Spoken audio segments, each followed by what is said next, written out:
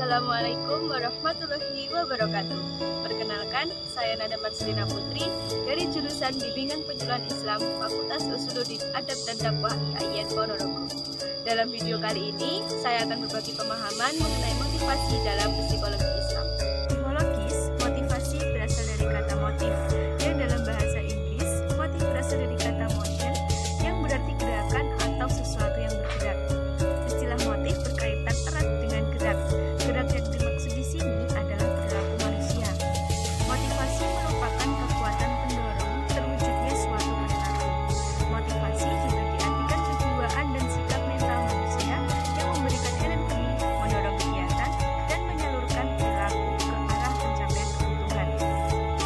Motivasi adalah daya pendorong yang mengakibatkan seseorang mau dan rela mengerahkan seluruh kemampuan, tenaga, dan waktunya untuk melaksanakan berbagai kegiatan yang menjadi tanggung jawab dan menunaikan kewajibannya dalam rangka pencapaian tujuan yang telah ditentukan.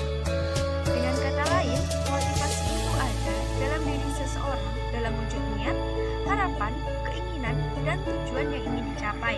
Motivasi adalah proses internal dalam diri manusia yang mengarahkan terciptanya perilaku yang bertujuan. Motivasi dapat dilihat sebagai dorongan yang menggerakkan terjadinya tindakan atau perilaku dalam berbagai bidang kehidupan manusia, seperti dalam belajar, bekerja, maupun berkompetisi. Kemudian, tujuan dari motivasi, yaitu secara umum, tujuan motivasi adalah untuk mengerahkan atau menggugah seseorang agar secara sadar dan sengaja timbul keinginan dan kemampuannya untuk melakukan sesuatu, sehingga dapat memperoleh hasil dan mencapai tujuan yang diinginkan. Memang sepenting apa motivasi? Sebenarnya tujuan dari motivasi sudah cukup jelas untuk mendorong dan memberikan seseorang semangat dalam mencapai tujuan hidup. Berikut ada beberapa manfaat dari motivasi. Yang pertama, untuk menghadirkan sikap pantang menyerah. Kemudian yang kedua, menjadi lebih bertanggung jawab dengan target yang dibuat. Yang ketiga, membantu menentukan arah tujuan yang ingin seseorang capai. Yang keempat, merupakan pegangan ketika seseorang merasa putus asa. Yang kelima, membuat seseorang terbiasa dalam menerima kenyataan dan menjadi alat atau pedoman untuk menyeleksi perbuatan yang harus dilakukan. Motivasi dalam diri manusia terdorong karena adanya beberapa aspek berikut ini. Yang pertama, keinginan untuk hidup. Yang kedua, keinginan untuk memiliki sesuatu. Yang ketiga, keinginan akan kekuasaan. Dan yang keempat adalah keinginan akan adanya pengakuan. Dalam diri manusia terkandung berbagai macam dorongan yang bersifat naluriah, seperti dorongan makan ketika manusia merasa lapar, dorongan untuk tidur ketika manusia merasa lelah atau mengantuk, dorongan biologis berupa libido atau seksualitas, dan seterusnya. Kemudian, dorongan tersebut akan membentuk suatu kebutuhan yang membutuhkan pemuasan agar manusia terlepas dari pluralitas. Kebanyakan ahli mengatakan bahwa satu sumber problem psikologis disebabkan oleh adanya kebutuhan yang tidak dipuaskan.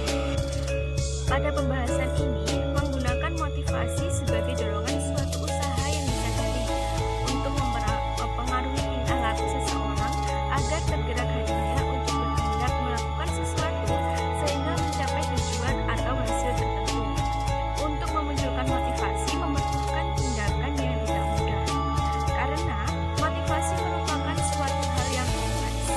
Motivasi akan menyebabkan terjadinya perubahan energi yang ada dalam diri manusia, sehingga akan berkaitan dengan persoalan kejiwaan atau perasaan dan juga emosi.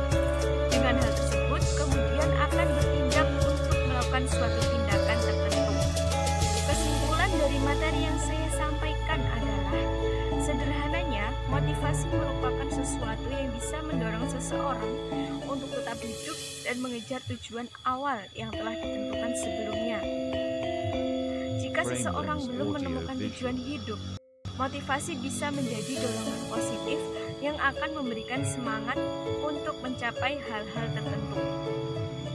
Jangan lupa untuk selalu memunculkan motivasi-motivasi positif dalam hidup agar hidup kita senantiasa bermanfaat bagi diri sendiri dan juga orang lain.